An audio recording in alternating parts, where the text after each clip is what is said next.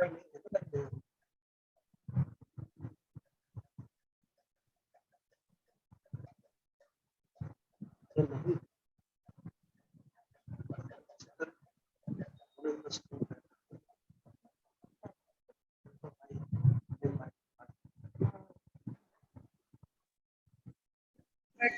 की सभा शुरू कर सकते हैं, हम जो भी अगुवाई करना चाहें।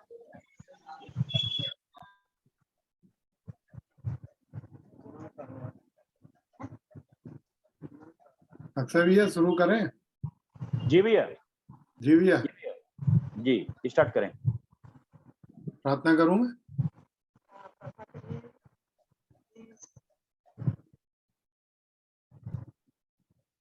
आइए हम प्रार्थना करेंगे। धन्यवाद धन्यवाद धन्यवाद जीवन उद्धार शांति को देने वाले महान सामर्थी प्रेमी दयालु पिता, मेरे जीवित उद्धार करता पवित्र प्रभु यीशु मसीह के नाम से आपके पवित्र चरणों में आते हैं पिता। धन्यवाद आज के सुंदर समय के लिए प्रभु। फिर से एक और बार पिता आपने इस मौके को, इस अनुग्रह को जीवन में दिया, इस दया को दिया पिता कि प्रभु हम सब मिलकर के उस पवित्र संगति, पवित्र वचन की उपस्थिति में पिता हम सब इकट्ठे होने पाए। और धन्यवाद देते हैं पिता इस प्रबंध के लिए जो आपने हम सभी के लिए इस माध्यम के द्वारा किया पिता। धन्यवाद देते हैं। आज का ये समय प्रभु आपके हाथों में देते हैं पिता, आपके अभिषिक्त जन को पिता आपके हाथों में देते हैं पिता। और जो भी वचन से हमारी अगुवाई होती प्रभु, हमारे लिए प्रभु आशीष का कारण होने पाए। और प्रभु जो भी वचन हमारे हृदय में मनों के लिए आपने तैयार किया पिता, वो हमारे जीवन में 100 गुना फल लेकर के आए। एक एक भाई बहन जो जुड़ते हैं पिता, होने देना पिता कि हम सब प्रभु जो जुड़ रहे हैं और जो जुड़ने वाले जुड़ चुके हैं पिता, और प्रभु आगे के दिनों में भी जो इन वचनों को सुनेंगे पिता, उन सबको प्रभु आप अपनी स्वर्गीय उत्तम आशीष दे पिता। विशेष रीति से अक्षय भाई को प्रभु जो वचन की आज उपस्थिति को लेकर के हमारे बीच में मध्य में हाजिर है पिता, प्रभु आप उन्हें अभिषिक्त करें, आशीषित करें। और पिता पवित्र आत्मा के द्वारा प्रभु आप लगातार प्रभु हम सभी से बोले और बातें करें पिता। जो वचन हमारे शिक्षा और चेतावनी के लिए पिता, जो हमारी उन्नति का, आत्मिक जीवन की उन्नति का कारण है पिता, होने देना पिता कि हम सब वचन को ग्रहण करके प्रभु अपने जीवन को आपकी इच्छा के अनुसार तैयार करने पाए पिता। एक एक भाई बहनों को, एक एक प्रभु एक एक व्यक्तियों को प्रभु हम आपके हाथों में ला के समर्पित करते हैं पिता। प्रभु सब बातों में आप हमारी सहायता करें पिता। और प्रभु हर एक बातों को प्रभु यीशु मसीह आपके पवित्र लहू की सामर्थ्य से हम ढांकते पिता। आगे के दिनों में भी प्रभु जो इस रिकॉर्डिंग के माध्यम से जो इस वचन को लोग जो सुनेंगे पिता, जिनको आपने तैयार किया पिता, उन सबके हृदय को, मनों को भी आप आशीषित करें पिता, जीवनों को आशीषित करें पिता। और होने देना ये जीवन का वचन लेकर के एक एक भाई बहन जो अपने अपने क्षेत्र में है पिता, इस वचन को लेकर के प्रभु बहुत से लोगों के बीच में पहुंचने पाए। और प्रभु लोगों को पाप में और पाप से, मृत्यु से, अंधकार के राज से निकाल करके प्रिय पुत्र के राज में लाए पिता। धन्यवाद देते हैं पिता। और प्रभु हम सबको प्रभु ज्ञान और प्रकाश की आत्मा को दे पिता, कि हम सब एक एक अपने आत्मिक जीवन में निश्चयता के साथ प्रभु बढ़ते चले जाएं। धन्यवाद पिता। आज का समय हम आपके हाथों में देते हैं। धन्यवाद देते हैं आपके पुत्र प्रभु यीशु मसीह के लिए, जिसके द्वारा प्रभु हम सबको ये जीवन मिला और बहुतायत का जीवन मिला पिता। धन्यवाद देते हैं। सारी बातों में आपको महिमा आदर देते हैं। फिर से प्रभु एक और बार आपके प्रिय जन को पिता आपके हाथों में ला के समर्पित करता हूँ। और पिता होने देना कि प्रभु आप उनके घर परिवार के हर एक लोगों को आशीष करें। जो भी सेवाएं प्रभु वो करते हैं प्रभु, जहाँ जहाँ भी जाते हैं पिता, प्रभु वहाँ सब में प्रभु यीशु मसीह आपकी उपस्थिति के द्वारा बहुत से लोग बचाए जाए पिता। धन्यवाद। और जिसकी जैसी आवश्यकता है पिता, आज के दिन में प्रभु हर एक रोग, बीमारी और प्रभु जिस भी जो भी ताकतें हैं प्रभु यीशु मसीह आपके नाम से शिफा और चंगाई में बदले पिता। और प्रभु हर एक बातों को आपके चरणों में रखते पिता। धन्यवाद। और प्रभु एक एक भाई बहनों को फिर से आशीषित करते हैं। और प्रभु हम सबको प्रभु जुड़ने में प्रभु सहायता करें। और प्रभु एक एक माध्यम को आपके हाथों में देते प्रभु। जो जो इस माध्यम के पीछे प्रभु कार्यरत है उन्हें भी आशीषित करते पिता। और प्रभु धन्यवाद, विशेष विनती प्रार्थना प्रभु डेविड भाई के लिए भी करता हूँ प्रभु, जो जिस भी कार्य से प्रभु बाहर गए हुए हैं प्रभु, उनके संग भी आप बने रहने पाए पिता। उनकी भी सहायता करें, सब बातों में आपको महिमा और आदर देते हुए प्रभु इस विनती को जीवन, उद्धार, शांति देने वाले पवित्र प्रभु यीशु मसीह के नाम से मैं मांगता हूँ, आमीन। आमीन आमीन।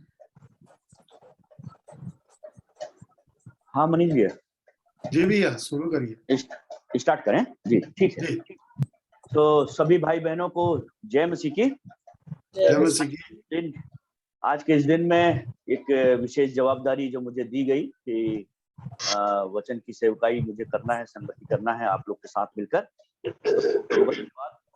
भाई इतने दिनों से मैं उनको बीच बीच में अटेंड भी करता हूँ, कभी कभी मैं भी काम से चला जाता हूँ, लेकिन जब भी मैंने देखा तो भाई मतलब जीवन की बात कर रहे हैं, स्वर्ग की बात कर रहे हैं, स्वर्ग क्या बोल रहा है और स्वर्ग जो है हमारे अंदर कैसे काम कर रहा है। सो भाई के जैसा मतलब वो जिस दर्शन में चलते हैं और जिस दर्शन से उस सब चीजों को बताते हैं, वैसा सीक्वेंस में बताने के लिए मैं भी प्रयास करूंगा। और पहले तो आप सबको एक बात जरूर बताना चाहेंगे कि हम लोग विलेज में जो सेवाएं कर रहे हैं उसमें लगभग 12 कलीसिया हम लोगों ने बैतूल जिले के अंदर बनाई हुई है, जंगल के अंदर। और प्रभु की सेवकाई, वचन की सेवकाई वहां पर हो रही है और बहुत सारे लोग प्रभु को जानने पाए। एक एक कलीसिया में 40-40, 42-42 का बंच हमारे पास है और उनके लिए लगातार हम लोग प्रयास कर रहे हैं। पिछले दिनों भी मैं लगभग 500 किलोमीटर की यात्रा किया और पिछले दिनों में एक गांव में गया हुआ था, तवा नगर का नाम सुने होंगे आप लोग, ये तवा डैम का है और उस एरिया में रानीपुर करके गांव है। वहां पर एक बच्चा पोलियो से पीड़ित है और वो लगभग अभी 25 साल का हो गया। और पिछले दिनों जब उससे मुलाकात हुई तो हमने देखा कि वो घुटनों के बल जब चलता है तो उसके जो कंकड़ पत्थर उसके घुटनों में चुभ जाते हैं और वो जख्मी हो जाता है। उसकी माँ बड़ी रोती है, चिंता करती है।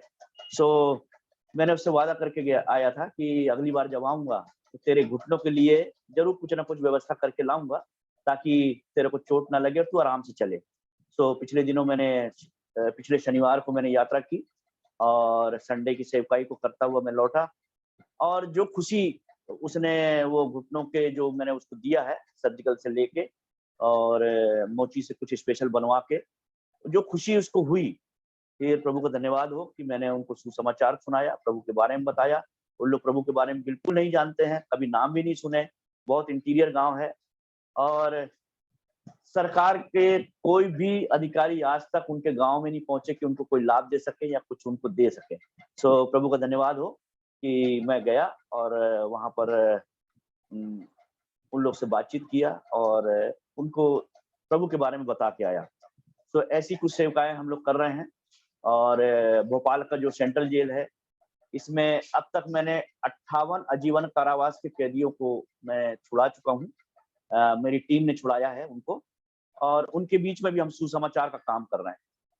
और सुसमाचार के साथ साथ जब कैदी छूट जाता है तो हम लोग उसको ऐसे ही नहीं छोड़ देते हैं, लेकिन हम बराबर कि हमने आपको क्यों छुड़ाया और प्रभु के उस बलिदान को, उस छुटकारे को उसको उन लोग को बताते हैं जेल के गेट पे ही कि प्रभु ने एक दाम चुकता किया हम लोग के लिए और आज हमने आपका जुर्माना भर के आपको भी एक दाम चुकता करके इस जेल से बाहर निकाला है। आप मेन लाइन में समाज के साथ जुड़कर अच्छे से आगे बढ़िए, अपने परिवार के साथ आगे बढ़िए, ऐसी शिक्षा देकर हम उनको रिलीज करते हैं। और दूसरा, अगर भोपाल का कैदी है, जैसे एक कैदी पिछले दिनों था, जब वो जेल गया था 20 साल के लिए सजा मर्डर केस में, तो उसकी छोटी बच्ची थी, 2 छोटी बच्चियां थी। जब वो जेल से छूटा तो वो लगभग बड़ी हो गई और प्रभु के दया से उसको भी छुड़ाने का सौभाग्य हमारी टीम को मिला और हम उसके घर में विजिट किए और मैंने देखा कि वो बच्ची सिलाई जानती है, उनके घर की अर्निंग नहीं है। तो हम लोगों ने प्रयास किया और उसको एक सिलाई सेंटर खोल के दिया। आज की डेट में वो 400-500 रुपए कमाती है और उनका घर हमारे लिए खुला हुआ है कि जब भी आप प्रभु यीशु के बारे में बताना चाहें, बाइबल के बारे में बताना चाहें, उनका घर खुला हुआ है। हालांकि मुस्लिम फैमिली है, लेकिन प्रभु का धन्यवाद हो, बहुत सारे मुस्लिम परिवार वहां आके वचन को सुन के जाते हैं। सो ऐसे हम लोग काम कर रहे हैं स्टेप बाय स्टेप, और बहुत सारे लोगों के बीच में भी काम कर रहे हैं। सो आज के दिन में जब परमेश्वर का वचन आपके सामने रखना जा रहा हूं मैं, ज्योति लाइन में है तो वचन को जरूर पढ़ने में मेरी अगुवाई करेगी। और पहली बात, क्या हम अपने राजा को जानते हैं, जिसने हमें छुटकारा दिया, जिसने हमें उद्धार दिया, जिसने हमें अपने आनंद में, मसीह के उत्सव में और संग लेकर हमको चला, क्या हम उसको जानते हैं? दूसरा है हमारा शत्रु। अगर हम अपने राजा को जानते हैं तो हमारे शत्रु को भी जानना हमें बहुत जरूरी है। और शत्रु के बारे में सिर्फ एक ही बात, डेविड भाई भी पिछले दिनों बता रहे थे आपको कि वो स्वर्ग से फेंका हुआ नौकर और कचरा है, वो जो इस पृथ्वी पर सिवाय बदबू के अलावा कुछ भी काम नहीं कर रहा है। ठीक है। तीसरी बात, हमारे पास हमारा अपना हथियार जो परमेश्वर ने हमको सौंपा है, क्या वो हम उन हथियारों को जानते हैं, उनके नाम जानते हैं? अगर वो हम जानते हैं तो निश्चित है हम उन हथियारों का उपयोग करके भी परमेश्वर के राज्य में जो तैयारी हमको करनी है हम कर सकते हैं। और सबसे बड़ी बात, क्या हम अपने आप को जानते हैं? तो लोग जो है आज इस संसार में आप देखेंगे, हाईटेक जमाना है और डिजिटल जमाना है, लोग बड़ी बड़ी बातें जो है व्हाट्सएप पे करते हैं। सुबह से वचन को फॉरवर्ड कर दिया, आज उनकी ड्यूटी खत्म हो गई। वचन को दे दिया दूसरों को, किसी ग्रुप में डाल दिया, उनकी ड्यूटी खत्म हो गई।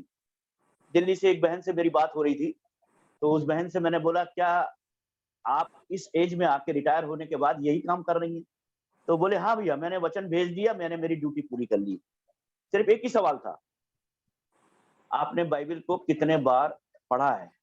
तो बोली, भैया मैंने तो एक बार भी नहीं पढ़ा। मतलब कितने के हो गए आप?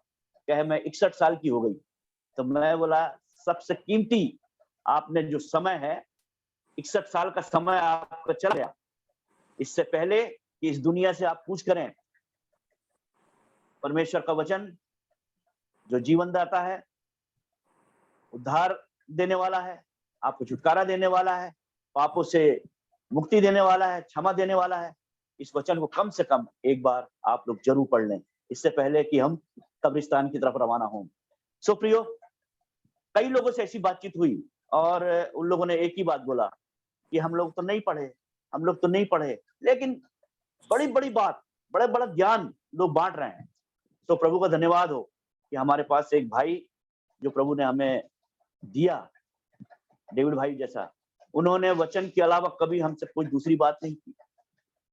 जब वो भोपाल आते थे तो मैं पूरे भोपाल की शिकायत लेके, अरे वो पास्टर ने ऐसा किया, वो भाई ने ऐसा किया, ऐसा क्या। छोटू भाई, सिर्फ एक ही बात है, बाइबल पढ़ो, आप बाइबल पढ़ो। और प्रभु का धन्यवाद हो कि मेरे पास अब कोई शिकायत किसी के लिए नहीं है। मैं अपनी बात लेकर प्रभु के सामने रखता हूँ, वचन के सन्मुख रहता हूँ और इन सेवाओं को करता हूँ। सो जब आप अपने राजा को जानेंगे तो राजा के क्या अधिकार राजा के पास हैं, हमारे बड़े भाई के पास हैं, उस पहलोटे के पास हैं, उस अधिकार को भी आप जानने पाएंगे तो उसने हमको क्या क्या दिया है।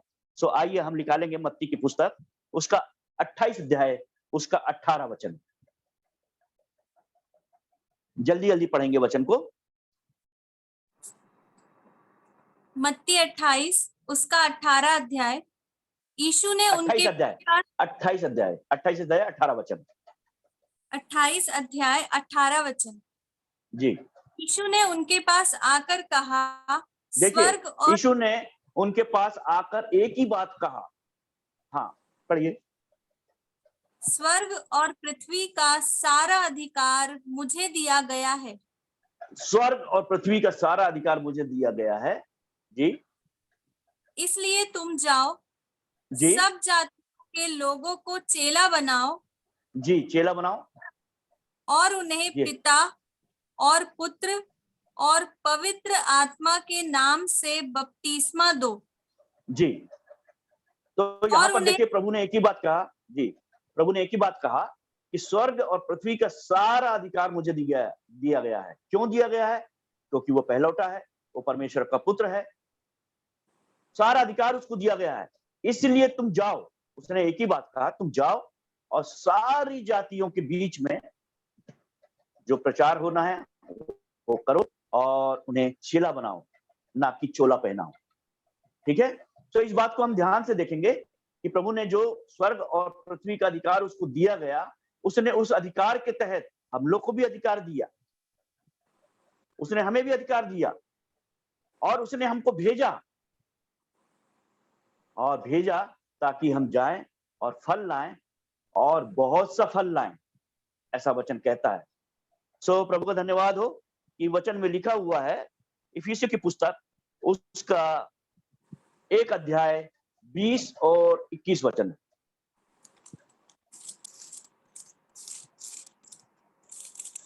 इफिसियों इफिसियों एक की पुस्तक अध्याय, इफिसियों हाँ, 1 20 और 21। 30 और 21 वचन, जो उसने मसीह में किया कि उसको देखिए, मरे उसने जो मसीह में किया वो बताने का वो प्रयास कर रहा है। हाँ जी, कि उसको मरे हुओं में से जिलाकर जी, मरे हुए में से जिलाकर स्वर्गीय स्थानों में अपनी दाहिनी ओर सब प्रकार की प्रधानता और जी, अधिकार और अगर राजा को आप जानते हैं, राजा के अधिकार को आप जानते हैं, तो उसने आपको दिया है सब प्रकार की प्रधानता। हाँ, पढ़िए ज्योति। और अधिकार अधिकार और सामर्थ और सामर्थ और प्रभुता के और प्रभुता के, और हर एक हाँ, नाम के ऊपर, जी, जो न केवल इस लोक में पर आने वाले लोक में भी लिया जाएगा, बैठाया। जी, जी। यहाँ पर देखते हैं आने वाले लोग में नाम उसको दिया गया है, जो दाहिनी ओर परमेश्वर ने उसको बैठाया और मृतकों में से जिलाकर उसने क्या किया? परमेश्वर अपने दाहिनी ओर उसको बैठाया। और देखते हैं कि स्तफनुस के बारे में वहां पर लिखा हुआ है कि वो एक समय जब सारी भीड़ का एक कार्यक्रम चल रहा था और स्तफनुस जो है वहां पर पहुंचकर उन लोग को उस बातों से रोकने लगा, मना करने लगा और उसने बताया ये ऐसा ठीक नहीं है। लोगों ने उसको पथरवाह किया, उसको मारने पर तुल गए। और स्तफनुस के बारे में आप देखेंगे कि जब वो स्वर्ग की तरफ देखा तो क्या देखता है? परमेश्वर की दाहिनी ओर जो प्रभु यीशु मसीह विराजमान है, वो उसका खड़े होकर स्वागत करने के लिए तैयार है, क्योंकि वो शहीद होकर वापस आ रहा है। तो परमेश्वर का धन्यवाद हो, जो अधिकार उसको दिया गया मसीह में, जो सामर्थ उसको दी गई, वो सब अगर हम अपने राजा को जानते हैं तो ये सारी बातें हमारे अंदर पूरी होती है मसीह में, और प्रभु हमारे लिए सब बातों को करने के लिए तैयार रहता है। जी, और हम अगला वचन पढ़ेंगे, फिलिप्पी 2 उसका 9 से 11।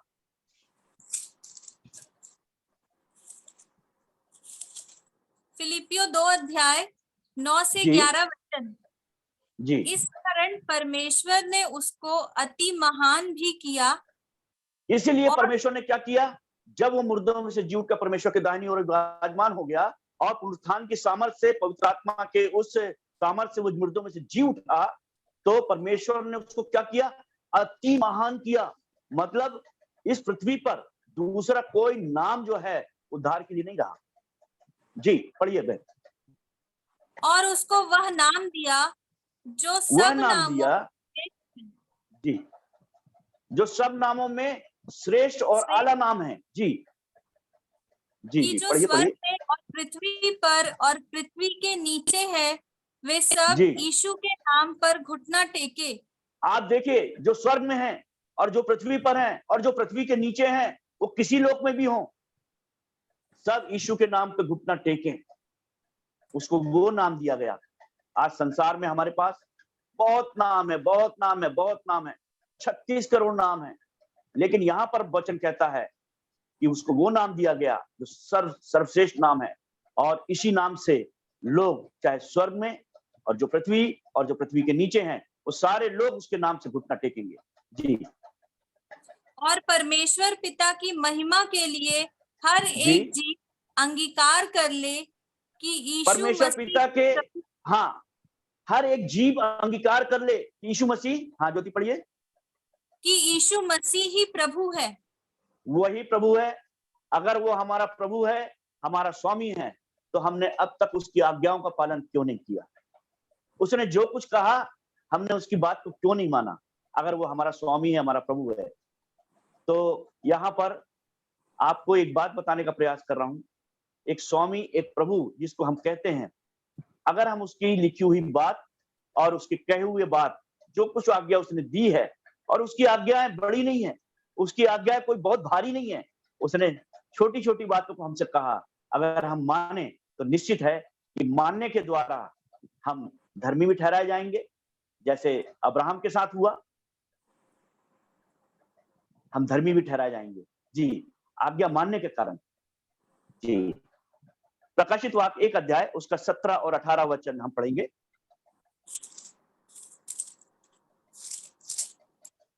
प्रकाशित वाक्य 1 अध्याय उसका 17 जी। और 18 वचन। जी। जब मैंने उसे देखा तो जी। उसके पैरों पर मुर्दा सा गिर पड़ा। जी हाँ, यहाँ पर उस यूहन्ना की बात हो रही है जो उम्र में सबसे छोटा है, और उसकी एक खासियत ये है, यही यूहन्ना जो है वो प्रभु यीशु मसीह के दिल की धड़कन को सुनने वाला एक लौता व्यक्ति था। जी हाँ, बाइबल बताती है गतसमनी के उस बाग में या दूसरी जगह पे जहां पर भी प्रभु प्रार्थना करते थे, और वहां पर जब वो सो जाता था तो उसकी लिखा है कि उसके सीने में वो सिर रख के सो जाया करता था। ये यूहन्ना क्या बोल रहा है, ये ध्यान से देखिए कि पतमुस नामक टापू में ये कैद है, एक कष्ट की सजा है, लेकिन वहां पर उसने एक दर्शन को देखा, और क्या देखा? हाँ पढ़िए ज्योति। उसने मुझ पर अपना दाहिना हाथ रख कर कहा, मत जी। डर, मैं प्रथम और अंतिम मैं और जीवता हूँ। जी, मैं प्रथम हूं, अंतिम हूं, और मैं ही जीवता हूं। जी। मैं मर और गया था हाँ, मैं मर और गया था। अब देख, मैं युगानुयुग जीविता हूँ। हाँ, मैं युगान युग, मतलब अब मेरे जीवित होने के बाद मेरे मरने का कार्यक्रम खत्म, मैं युगान युग जीवित हूं, वो कह रहा है। सो हम लोग को इन बातों पर विश्वास करना चाहिए। और उसने लिखा है कि जब उसने उसको देखा तो वो मुर्दों जैसा उसके पैर पे गिर पड़ा, और उसने जो प्रकाशित वाक्य में उसकी सुंदरता का वर्णन किया है वो बहुत अद्भुत है, बहुत अद्भुत है। मतलब एक दर्शन को जो उसने देखकर उस बातों को बताया, लिखा, बहुत अद्भुत है सच में। प्रभु ने उसके जीवन पर भारी कृपा की, उसके यूहन्ना को यह दर्शन देके जो प्रकाशित वाक्य को लिखवाया, उसके लिए बड़ा अद्भुत हमारे लिए वो वचन दिया गया है, जो लिखा गया बहुत अद्भुत है। आइए याकूब की पुस्तक 4 अध्याय उसका 7 वचन को भी हम पढ़ लेंगे। याकूब की पुस्तक 4 अध्याय उसका 7वां वचन। इसलिए परमेश्वर के अधीन हो जाओ। अब जब अपने राजा को आप जानते हो, आपके राजा के अधिकार को जानते हो, आप अपने अधिकार को जानते हो जो प्रभु ने आपको दिया है, तो लिखा है, बाइबल में कह रही है कि अब परमेश्वर के अधीन हो जाओ। हाँ, और शैतान का सामना करो। जब उसके अधीन हो जाने का मतलब यह है परमेश्वर आप में, पिता आप में, और आप पिता में, वचन के हिसाब से चलने के अनुसार, और ये दोनों जब आप एक हो गए, तो वो कह रहा है शैतान का सामना करो, तो वो क्या करेगा? भाग तो जाएगा। वह तुम्हारे पास से भाग निकलेगा। जी, भाग निकलेगा, क्योंकि परमेश्वर पिता आपके अंदर है और आप पिता में हैं, उसकी आज्ञाओं का पालन कर रहे हैं, तो निश्चित है उसके खड़े होने का समय नहीं है। क्योंकि बाइबल कहती है वो स्वर्ग से फेंका हुआ कचरा है, हम जानते हैं। वो स्वर्ग में मैनेजमेंट को संभालता था, और परमेश्वर के विरोध में जब वो गया तो परमेश्वर ने इस पृथ्वी का निर्माण किया और पृथ्वी में उसको फेंका और उसको पटक दिया, और हम देखते हैं कि इस पृथ्वी पर उसका राज है। इस पृथ्वी पर राज करने के कारण क्या चाह रहा है? कोई भी परमेश्वर से मिलने ना पाए। लेकिन बाइबल कहती है हमारे बीच में एक नाम दिया गया है, हमारे पास एक ही बिचवई है जो परमेश्वर ने ठहराया, ताकि वो हमारा मेल परमेश्वर पिता से करवा दे।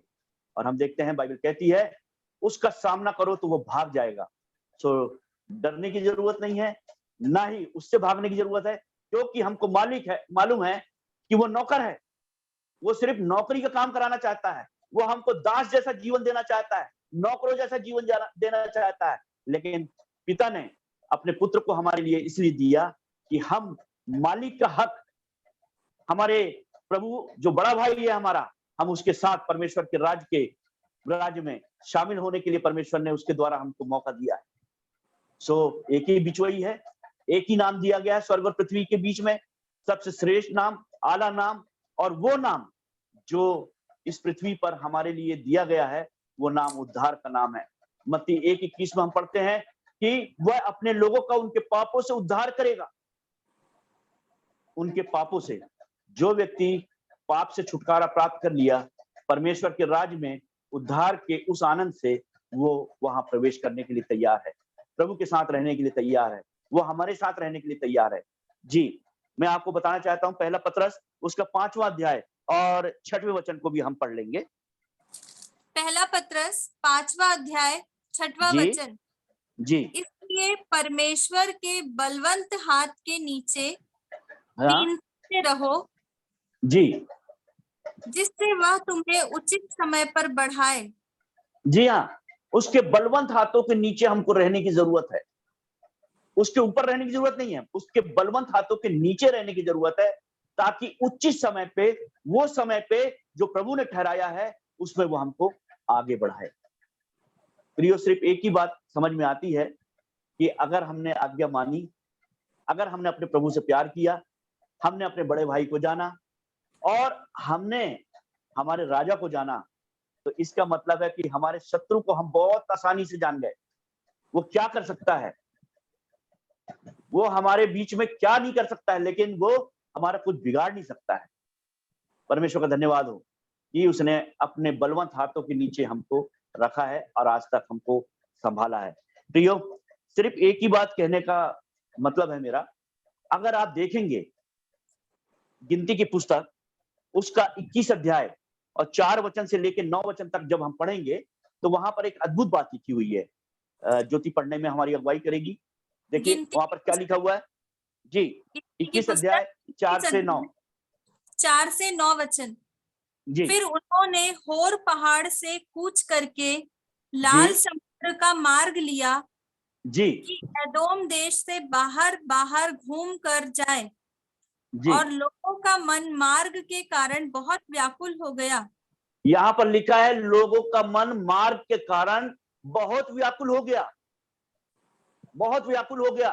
वो तरह तरह के विचार करने लगे, तरह तरह का सोचने लगे, जाने क्या क्या करने लगे, और उनका मन मार्ग के कारण व्याकुल हो गया। और उन्होंने क्या किया, देखिए अगली लाइन, इसलिए वे परमेश्वर के विरुद्ध बात करने लगे, परमेश्वर के विरोध में बात करने लगे जी।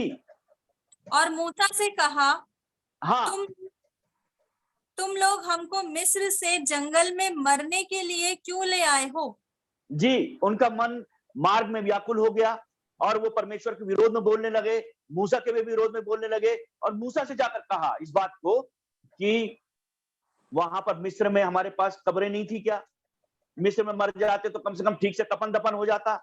आज सबसे ज्यादा चिंता का विषय लोगों के लिए यही है कि हमको कफन दफन कैसे होगा।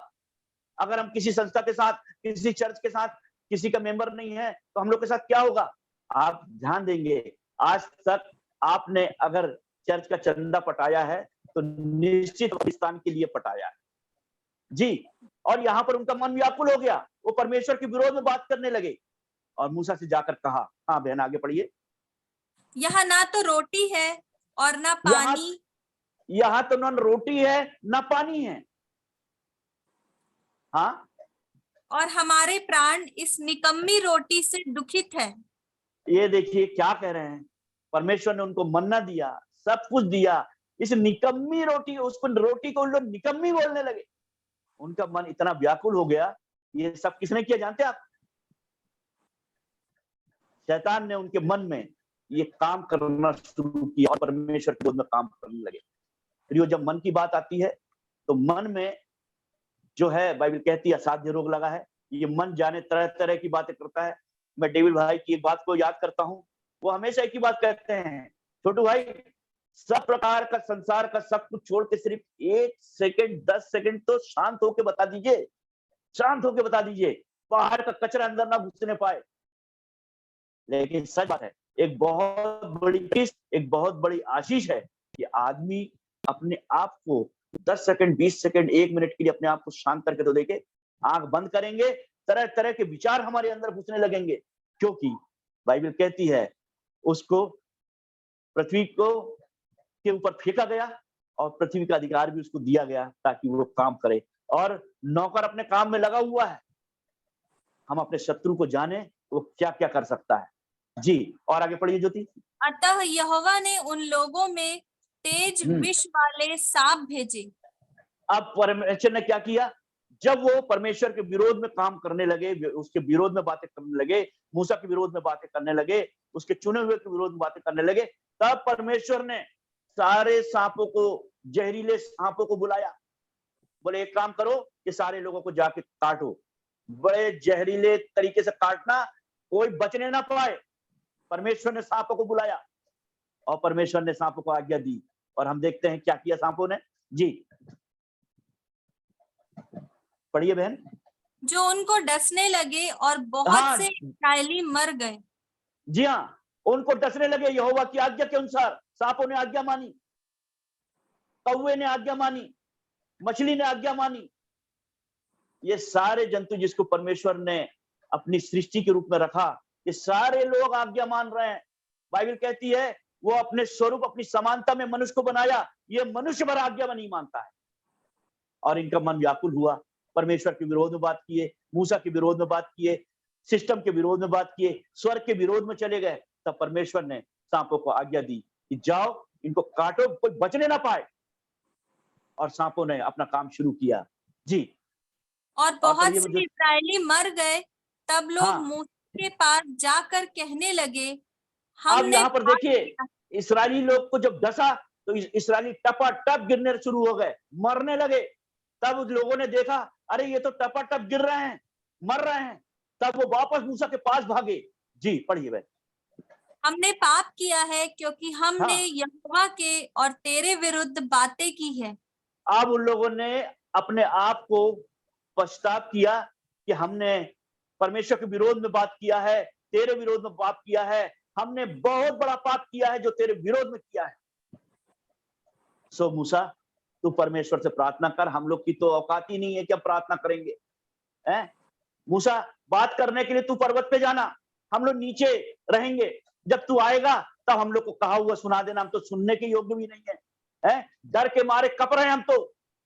और हम देखते हैं कि परमेश्वर ने सांपों को आज्ञा दिया, सांपों ने अपना काम शुरू किया, और ये मूसा के पास भागे, हमने तेरे विरोध में और परमेश्वर के विरोध में पाप किया है, तू ही प्रार्थना कर यहोवा से, परमेश्वर से प्रार्थना कर हमारे लिए। तब क्या हुआ बहन? यहोवा से प्रार्थना कर कि वह सांपों को हमसे दूर करे। तब मूसा ने उनके लिए प्रार्थना की। जी, यहोवा ने मूसा से कहा, एक तेज विष वाले सांप की प्रतिमा बनवाकर खंबे पर लटका, तब जो सांप से डसा हुआ उसको देख ले, वह जीवित बचेगा। जी, हम लोग इसको बहुत बार पढ़े हैं, बहुत बार देखे हैं। परमेश्वर ने कहा तू प्रतिमा बना और उसको ऊंचे पर टांग दे, जो उसकी ओर देखेगा। ध्यान से सुनिएगा इस बात को कि परमेश्वर ने कहा और मूसा ने किया। परमेश्वर ने कहा तब कुछ हुआ। परमेश्वर ने कहा दिन होने के लिए, रात होने के लिए, सब कुछ होने के लिए परमेश्वर ने कहा, तब कुछ हुआ। और हम देखते हैं कि उसका कहा हुआ जो है वो एक संस्कृत के श्लोक में आपको बताना चाहूंगा, शब्द क्षारम परम ब्रह्मा, शब्द ही वो परमात्मा था जो यहोवा के मुंह से निकला और उसने काम किया। और यही शब्द जो है उसने मूसा से कहा कि तू बना, और जो उसकी ओर देखेगा वो डसे हुए से, जहर से, सारी चीजों से बच जाएगा। और हम ये देखते हैं कि दूसरी घटना को कि प्रभु यीशु मसीह ऊंचे पर लटकाया गया, उसको सूली की मौत दी गई, लेकिन हम देखते हैं कि उसको ऊपर जो लोगों ने देखा, जो उस पर विश्वास किया, वो नाश नहीं हुआ लेकिन अनंत जीवन पाया। बाइबल कहती है वो अनंत जीवन पाएगा। और प्रभु यीशु मसीह की ओर जिसने देखा उसका मुंह भी कभी काला ना होने पाया। प्रभु यीशु की तरफ जिसने भी देखा वो लज्जित नहीं होने पाया।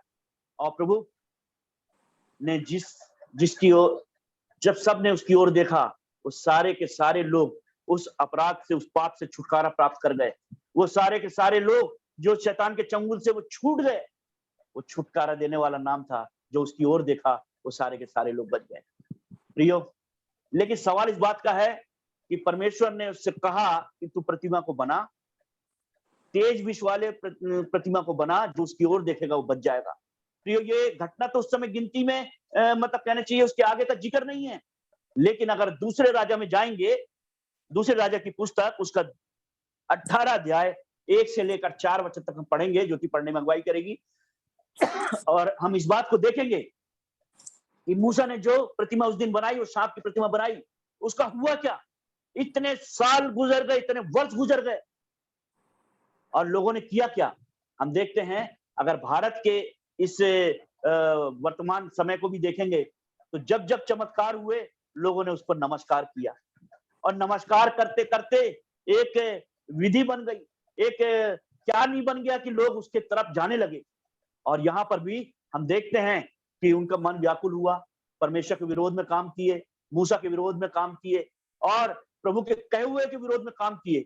और परमेश्वर ने जब उनको वहां से बचाने के लिए इस काम को किया तो हम देखते हैं कि उस दिन तो सामर्थ्य, जिस दिन परमेश्वर ने बोला था, जितने लोग उसकी तरफ देख रहे थे डसे हुए, वो जहरीला सांप काट भी रहा था तो उनके ऊपर असर नहीं हो रहा था।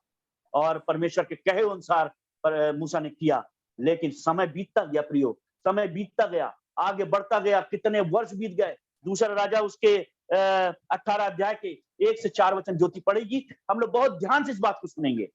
दूसरा राजा 18 अध्याय 1 से 4 वचन। एला के पुत्र इज़राइल के राजा होशे के तीसरे वर्ष में यहूदा के राजा आहाज का पुत्र हिजकिय्याह राजा हुआ। जी। जब वह राज्य करने लगा तब 25 वर्ष का था। जी। और 29 वर्ष तक यरूशलेम में राज्य करता रहा। जी। उसकी माता का नाम अबी था, जो जकर्याह की बेटी थी। जी। से उसके मूल पुरुष दाऊद ने किया था, जो यहोवा की हिजकिय्याह जो था उसके बारे में आप जानते हैं। उसके मूल पुरुष दाऊद ने जो कुछ किया परमेश्वर की आज्ञा के अनुसार, उसका कहना मान के जो कुछ किया उसने भी वही किया। आगे बढ़िए बहन। मूल पुरुष दाऊद ने किया था, जो यहोवा की दृष्टि में ठीक है वैसा ही उसने भी किया। जो यहोवा की दृष्टि में ठीक है, उसके विरोध में नहीं गया, उसके कहे अनुसार नहीं गया, परमेश्वर के विरोध में नहीं गया, लेकिन जो कुछ उसका कहा हुआ था उसको उसने किया। हाँ पढ़िए बहन। उसने ऊंचे स्थान गिरा दिए। देखिए पहला काम उसने क्या किया, ऊंचे स्थान गिरा दिए। परमेश्वर ऊंचे पर विराजमान है, प्रभु ऊंचे पर आदरणीय है। वो सारे जो उसके लेवल के, उसके जो बराबरी करने वाले जो स्थान थे, लोगों ने बना के रखे हुए थे ऊंचे स्थान, उसको उसने क्या किया, गिरा दिया। और लाठों को तोड़ दिया। लाठों को तोड़ दिया। अशेरा को काट डाला। अशेरा को काट डाला, उसके बारे में भी पढ़िएगा पुराने नियम में। जी। पीतल का जो सांप मूसा ने बनाया था, देखिए जो पीतल का सांप मूसा ने बनाया था, हाँ, उसको उसने इस कारण चूर चूर कर दिया, चूर चूर कर दिया उसने।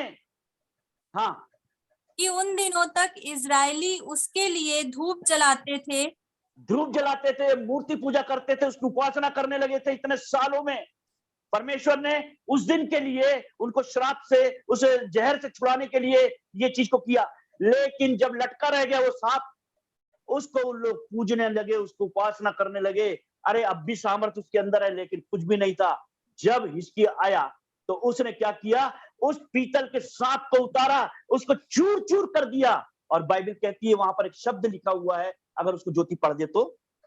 और उसने उसका नाम नहुशतान रखा। नहुशतान मतलब वो चूरा करके कर दिया, एक टुकड़ा बना दिया। मतलब इसके अंदर अब सामर्थ्य नहीं है, परमेश्वर की कही हुई बात अब इसके अंदर नहीं है, इसको चूरा करके उसने एक टुकड़ा बना दिया। प्रियो, इस भारत के अगर व्यवस्था को देखोगे, सिस्टम को देखोगे, तो सारी जगह यही खेल चल रहा है। लोग न जाने कहां कहां जाके अपने आप को झुका रहे हैं, पत्थरों के आगे जाने कहां कहां। लेकिन उस जीवित परमेश्वर को, जो निराकार परमेश्वर है, जिसने अपने पुत्र को दिया, और लिखा बाइबल कहती है जो उसकी गोद में है उसने परमेश्वर को प्रकट कर दिया। परमेश्वर का धन्यवाद हो कि उसने हमारे लिए एक बेहतरीन उपाय किया, बेहतरीन उपाय कि उसने अपने पुत्र को हमको दिया, और उस पुत्र के द्वारा हमने जो उस पर विश्वास किया, हमने अनंत जीवन पाया। हम नाश नहीं हुए, हमने अपने पापों से क्षमा प्राप्त की। अगर इसकी गारंटी हमारे पास है कि हमने अपने पापों की क्षमा प्राप्त कर ली है, तो निश्चित है आप एक शांति को प्राप्त करने वाले वो व्यक्ति हैं। परमेश्वर का धन्यवाद हो। प्रियो, एक उदाहरण को देकर मैं आपको समाप्त करना चाहूंगा। आज बहुत सारा ज्ञान इस संसार में बांटा जा रहा है, बाइबल का ज्ञान बांटा जा रहा है, लेकिन प्रियो मैं सिर्फ एक ही बात कहना चाहता हूं कि परमेश्वर का ज्ञान जो सच में उसने अपने भेद को, अपने स्वर्गीय दर्शन को हमारे पास इस बाइबल के रूप में दिया है, हम इसको कम से कम बराबर पढ़ें और इसी के अनुसार चलने के लिए हम प्रयास करें। एक बार एक व्यक्ति जो है एक गांव के आगे जंगल के एरिया में अपने घर को बनाया। बनाने के बाद उसने क्या किया, सारे गांव वालों को बुलाया मकान के उद्घाटन में फीता काटने के लिए। मैं आपको इसलिए इस बात को बताना चाहता हूं कि प्रभु इस संसार में मनुष्य बन के क्यों आया। और हम देखते हैं सारे लोग पहुंचे, सबने अच्छा खाया, अच्छा बनाया, बने हुआ की तारीफ की, और उसने बोला मकान बहुत अच्छा बनाया भाई आपने। लेकिन उसने जाते जाते दो चार लोगों ने एक ही बात कही, इस सुनसान में बनाए हो, अपने मकान को और अपने धन को चोरों से कैसे बचाओगे जो सेल लगा देंगे। तो उसने उनसे कहा कि यार भैया ये तो बहुत सोचने वाली बात है, और सोचने वाली बात है तो वो उन लोग जाते जाते एक सलाह भी दे गए। बोले एक काम करो, जब तुम शहर में जाओगे तो कम से कम एक कुत्ता पालो ताकि तुम्हारे घर की रखवाली वो करने लगे। सो ये बंदा जो है कुत्तों के मार्केट में पहुंचा, एक बेहतरीन कुत्ता उसको चाहिए था जो भौंकने वाला हो, काटने वाला हो। जब मार्केट के अंदर घुसा तो बहुत सारे कुत्ते उसको भौंकने लगे और इतनी आवाज होने लगी। उसने बोला मैं सही जगह आया हूं, अच्छा कुत्ता यहाँ से लेके जाऊंगा मेरे घर की चौकीदारी कर सके। सो प्रियो, उसने दुकान के मालिक से कहा मुझे बताइए कौन कौन सी वैरायटी है। तो उसने बताया, बोलिए कटी पूंछ वाला डाबरमैन है, ये झबरी पूंछ वाला है, ये लेब्राडोर है, ये फलाना, ये डिकाना, सब बातें बताई। एक कुत्ता कोने में था लेटा हुआ जो इसके आने से ना भौंका ना कुछ भी नहीं किया। बोले भैया आपने सबके बारे में बताया, सबके रेट के बारे में बताया, कोई 10,000 का है, कोई 20,000 का है, लेकिन आपने ये लेटे हुए कुत्ते के बारे में नहीं। भैया बोले आपने कहा है कि भौंकने वाला कुत्ता और मुझे काटने वाला कुत्ता चाहिए, तो मैं आपको ये कुत्तों के बारे में बता रहा हूँ। ये तो लेटे लेटे बोले आपको उठ के देखा और भौंका भी नहीं आपके आने से। सो उसने बोला भैया थोड़ा सा इस कुत्ते के बारे में देखो। तो उसने बोला जरा ध्यान से देखो उस कुत्ते को। बाइबल कहती है, यूहन्ना बोलता है कि मैंने उसको ध्यान से देखा। किसको? प्रभु को हमने ध्यान से देखा, मैंने उसको छू कर देखा, मैंने उसको महसूस किया, यूहन्ना बोलता है। बोले भैया ध्यान से देखो। तो ध्यान से जब देखा तो क्या देखता है, ये कुत्ते की जो है 4 टांगे नहीं दिखती, 3 टांगे दिखती हैं। तो बोले भैया ये 3, हाँ बोले ये 3 टांग का है। बोले भैया एक पैर इसका जा चुका है, ना तो ये दौड़ेगा और ना ही भौंकेगा ना ही काटेगा, ये तुम्हारे किसी काम का नहीं है। लेकिन उस बंदे ने जिद करके उस कुत्ते के बारे में पूछा और कहा भैया ये कितने का? तो बोले 2,000 रुपए का है। बोले मैं आपको 3,000 दूंगा, 1,000 बढ़ा के दूंगा, लेकिन कुत्ता यही वाला लूंगा। तो बोले ऐसा, बोले आदमी ऐसा, बोले ग्राहक तो पहली बार आया जो ऐसे कुत्ते को ले जाना चाहता जो किसी काम का नहीं है। और लेने से पहले उसने पूछा, बोले भैया क्या बात है ये बताइए, आप ये 3 टांग का कुत्ता क्यों लेना चाहते हो? तब उसने अपने पैजामे को हटाया और कहा भैया देखिए मेरी भी एक टांग निकली है और मुझे भी एक टांग के कारण बहुत तकलीफ होती है। मैं चलता हूं तब तक दर्द को सहता हूं, जब मैं बैसाखी को लगाता हूं तब तक दर्द को सहता हूं, और एक टांग की कमी मुझे महसूस होती है। और इस कुत्ते के दर्द को भी सिर्फ मैं ही महसूस कर सकता हूं क्योंकि वो जो है 3 टांग का है और मैं 1 टांग का हूं। प्रियो, मेरा प्रभु इसलिए मानव बन के आया कि मानव के दर्द को सिर्फ यीशु के अलावा किसी ने नहीं जाना, किसी ने नहीं जाना। हम शास्त्रों में पढ़ते हैं, देखते हैं, लिखा है जब जब अधर्मियों और पापियों ने जन्म लिया है, जब उन्होंने पाप किया है, तब तब प्रभु लोग आए हैं उनको नाश करने के लिए।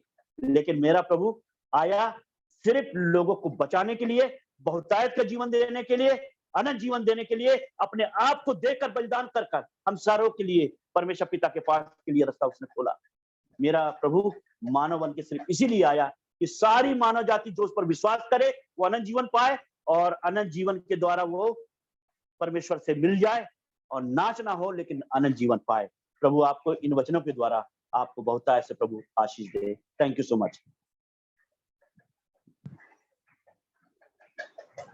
जी मनीष भाई। जी भैया, जी धन्यवाद देते हैं। बहुत सुंदर तरीके से हमारे अक्षय भाई ने, प्रभु के दास ने वचन को रखा हमारे बीच में। और डेविड भैया को भी मैं देख रहा था, अगर जुड़े हैं तो वो आगे का समय ले सकते हैं। और अगर नहीं, अभी तो नहीं है वो, तो चलिए फिर हम लोग प्रार्थना करते हैं और आगे के समय को प्रभु के हाथों में देते हैं।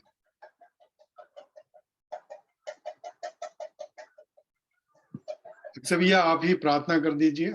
जी जी। प्रेमी पिता परमेश्वर, प्रभु यीशु मसीह में हम धन्यवाद, महिमा और तारीफ करते हैं। आनंद, मान, महिमा, आदर, इज्जत सब प्रभु आपको देते हैं, आपको ऊंचे पर उठाते हैं। आप योग्य प्रभु हैं, हम आपको सराहते, आपको दंदन कहते हैं जीवन दान के लिए, उत्तम आशीषों के लिए। प्रभु जी धन्यवाद। प्रभु जी आपने ये उपाय किया कि प्रभु जी हम जूम मीटिंग के द्वारा आपके वचनों को प्रभु जी इससे आशीष प्राप्त कर सकें। तो धन्यवाद करते हैं कि प्रभु आपके बेटे के द्वारा हमने इतने दिनों से वचन की आशीषों को प्राप्त किया।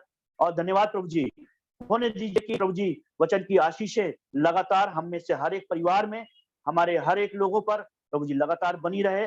और प्रभु जी आपका वचन हर घर में खुलने पाए, ताकि प्रभु जी जो उससे प्रकाश निकले, अंधकार की ताकत खत्म होने पाए, शैतान की युक्ति शक्ति और उसका कार्य खत्म होने पाए, और प्रभु जी और हम आपके राज्य के लिए अपने आप को तैयार कर सकें। तो धन्यवाद करते हैं।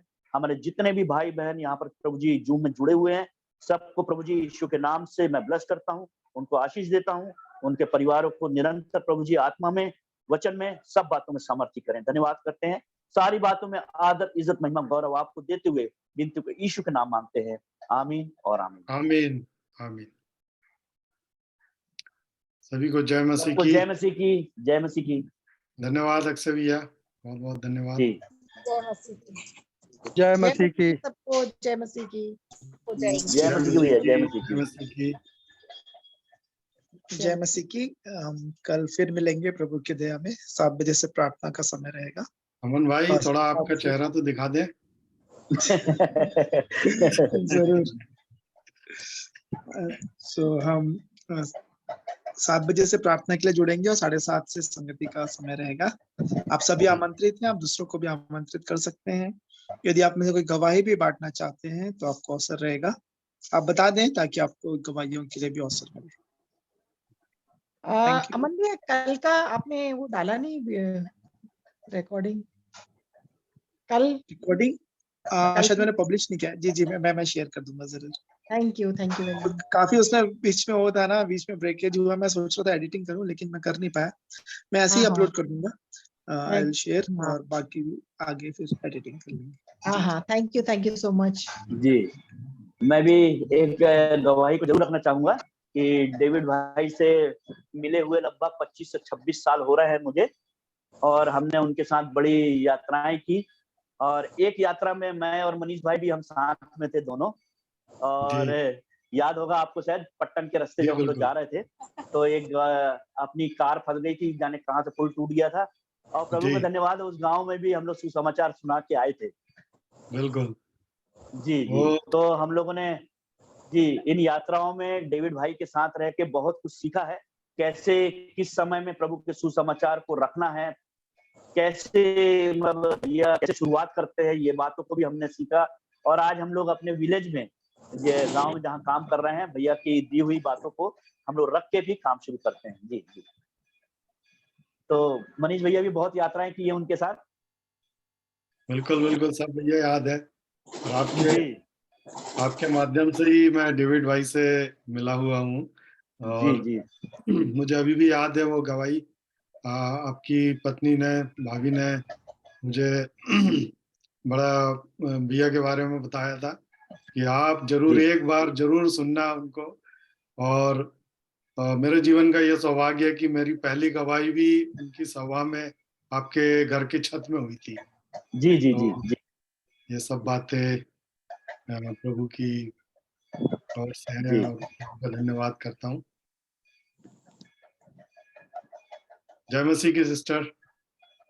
की जय मसीह की। जय मसीह भाई। जय मसीह की। कैसे हैं आप? मैं अच्छा हूँ, आप कैसे हो? हाँ बिल्कुल बहुत अच्छी हूँ, ब्लेस्ड। पर मैं कल अटेंड नहीं कर पाई और आज भी थोड़ा लेट ज्वाइन किया मैंने। जी और मैं भी 2-3 दिन से गायब था, मेरी पत्नी की तबीयत ठीक नहीं है, प्रार्थना में याद रखिएगा। अच्छा जी, अच्छा जी, जी। निमोनिया हो गया है ना? अच्छा क्या हो गया? जी। हाँ, pneumonia pneumonia. Left upper lobe में। हाँ हाँ तो, हाँ तो प्रार्थना में याद रखिएगा उनको। जरूर जरूर जरूर। जी जी और मतलब एडमिट तो नहीं है ना, घर पे ही है? नहीं नहीं, घर पे ही है। अच्छा अच्छा जी जरूर जरूर प्रार्थना कर अभी के लिए।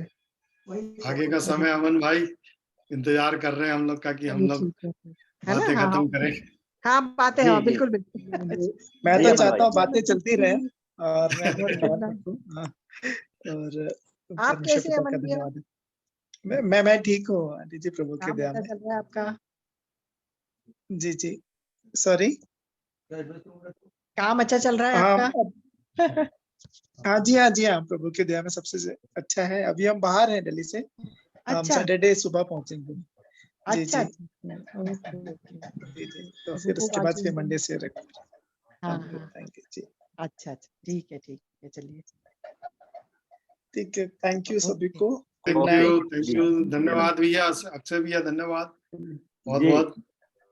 सब पुरानी बातों को भी याद दिला दिया आपने। जी जी जी जी जी। अमन भैया धन्यवाद आपके परिश्रम प्रयास सब बातों के लिए। प्रभु खूब आशीष दे आप सबों को। हमारा दुरुस्त बाबू थैंक यू, भाई भी मेरे था। प्रभु साथ का हो। धन्यवाद जी। बाबू भाई उज्जैन वाले किधर हैं? बाबू भाई भी हैं, आए थे, चले गए शायद। अच्छा अच्छा जी। चलिए फिर, जी जी जी, जय कल कल मसीह मिलते की हैं फिर सभी को। जी। ठीक है जी भैया, जय माता। जय जी, मसीह। मीटिंग एंड कर रहे हैं। जी।